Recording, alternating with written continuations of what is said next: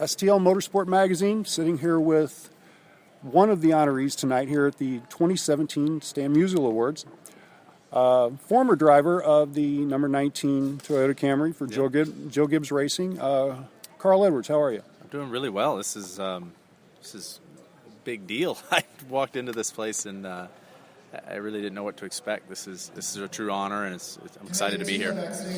And you're here on Homestead weekend. Yeah, and I was just telling Mark that I told him thank you for doing it this weekend because I know it's all chance, but this weekend has been the first weekend.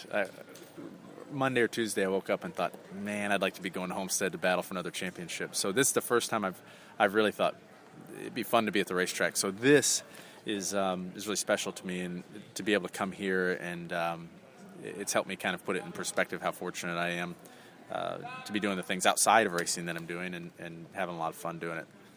Well, what are some of the things that you're doing? Let the fans catch up. I mean, just everybody wants to know, where's Carl? Well, I've been doing a lot of stuff that I put off for about 15 years. So basically hanging out with a lot of friends and family, and traveling a little bit. Traveled all over the place. Been halfway around the world and seen some things that I never got the chance to see. And so that's been really fun. And then we've also been farming a bunch, which has really been interesting. We've had a lot of fun doing it, and that's my source of income now. So we've been watching the weather a lot, but I'd say the biggest thing is just kind of settling down and being there for the people close to me. It's been a real blast. As a fan, coming from the fan side of it, of course, it's where I started. Was in the stands watching. Yep. To see you step away was a shock to the sport. Yeah.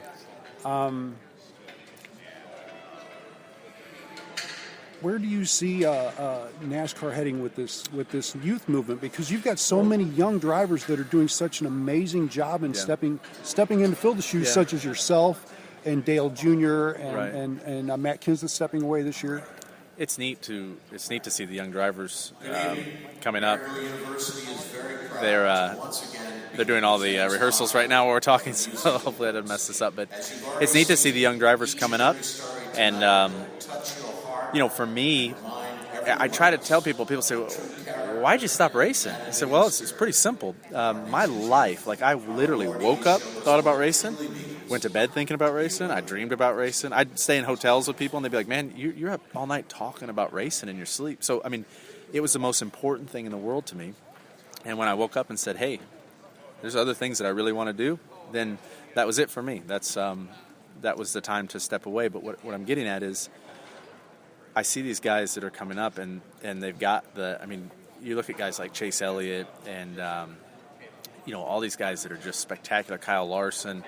I think that there's a lot of cool racing getting ready to happen for the next 10 years or so. Absolutely. They've got that fire.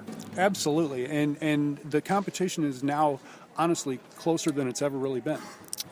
Right, and there's just, I think NASCAR is, obviously they're doing everything they can. I haven't been paying a lot of attention lately, but I was very familiar with everything they were doing, basically to make the sport the best it can be. And, we've all got opinions about that. I've, argued to the end of the day with a bunch of folks about what I think, but at the end of it, NASCAR is doing everything they can. And I believe that the competition, at least, a year ago when I stepped out of the car, it was as tough as it had ever been. So you got guys like, Brad Keselowski and Joey Logano and Kyle Busch and guys that have tons of years ahead of them that are so good. The competition is really tough. All right. Now, this was one of the fan questions, and they wanted to know if they're ever going to see you in a dirt car again. That's a really good question. I have a feeling I'll drive some dirt cars. I love dirt racing. I miss it. So basically for me, I was riding my bicycle the other day, and I was thinking, man, I've just about got this door closed, in my mind. It's actually shut, and I'm just getting to where I can, wake up in the morning, not think about racing, and kind of move on. But there will be a time where, it'll be real hard not to go up to Moberly or come over here to Peevely or something and race a little bit. And when that time comes, it's going to be a lot of fun. So what you're saying is we should be putting together a late model for the Gateway Dirt Nationals 2018 for you, right? I don't know if I'll be. I'm probably going to be a little rusty, so I need to call Kenny Wallace or somebody. I heard he's got some real fast cars. We talked about it a little bit, but somewhere down the road when it's time, it'll be a lot of fun. I talked to Steve Arpin on and off about the Global Rallycross cars. We've talked about trying to do a test with that. But the biggest thing for me is I just want to be real true to myself and really respect the sport and make sure when I go do something, I go do it 100%. And so when that time comes, we'll get after it. Well, we definitely look forward to seeing you in a dirt car if and when that happens. Lord knows we're all fans, and we all grew up locally watching you before you headed east and went big time.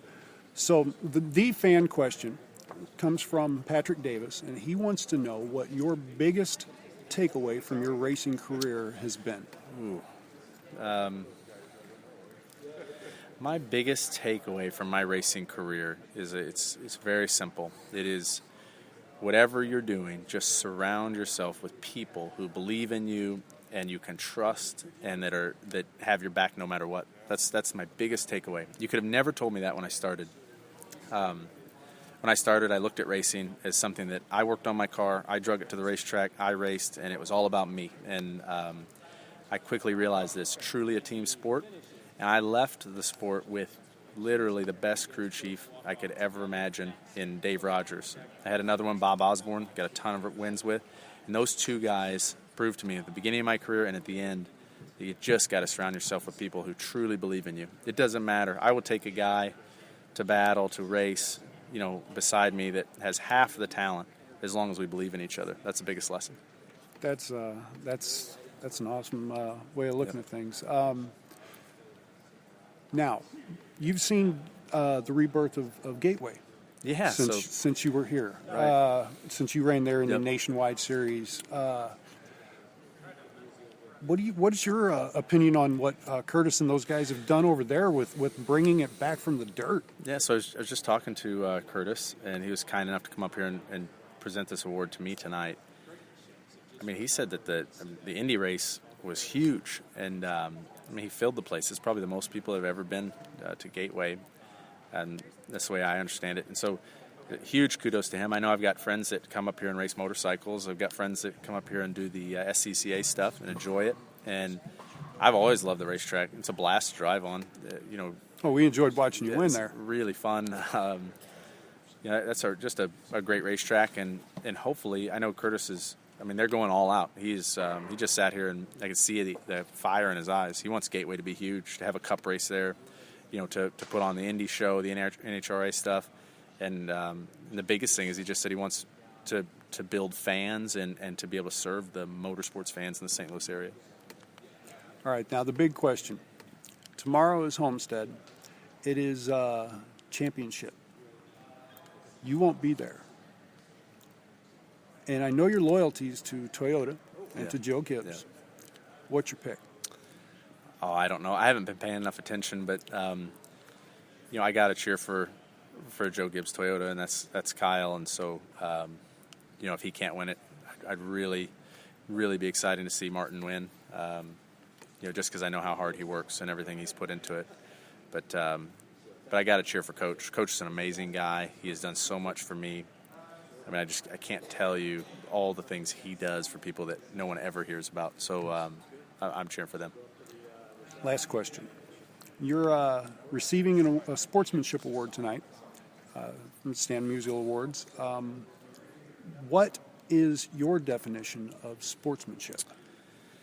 So my personal definition of sportsmanship is basically skewed because of the things I've seen and the way I've participated in sports. And I think for me, it's just about enjoying the actual competition and respecting the fact that it took me a long time to realize this. I told you, basically I was a self-centered, selfish race car driver like most of us. But then I started to realize later in my career, even the driver that you're battling with, or the guy who's making it hard for you on the racetrack, or the bad day that you have, that's what makes it what it is. Those competitors in that battle. And so my definition of sportsmanship is someone who truly loves the game, truly loves the race. And, win, lose, or draw, that's the results. But the actual event is what it's about. And I think people that are Jimmy Johnson's a perfect example. My first win, the one that we just talked about at Atlanta, I beat him by 3 feet or something, won the race. He was the first guy in victory lane, high-fiving, dumping Gatorade on my head. And I didn't realize it at the time, but that's probably why Jimmy Johnson has 7 championships. He just loves the sport. He loves to race. So that's sportsmanship to me. Awesome. I appreciate your time, Carl. This is 2017 Musial Awards honoree, Columbia, Missouri's Carl Edwards. Hey, thank you, man. Thanks for having me on. Absolutely.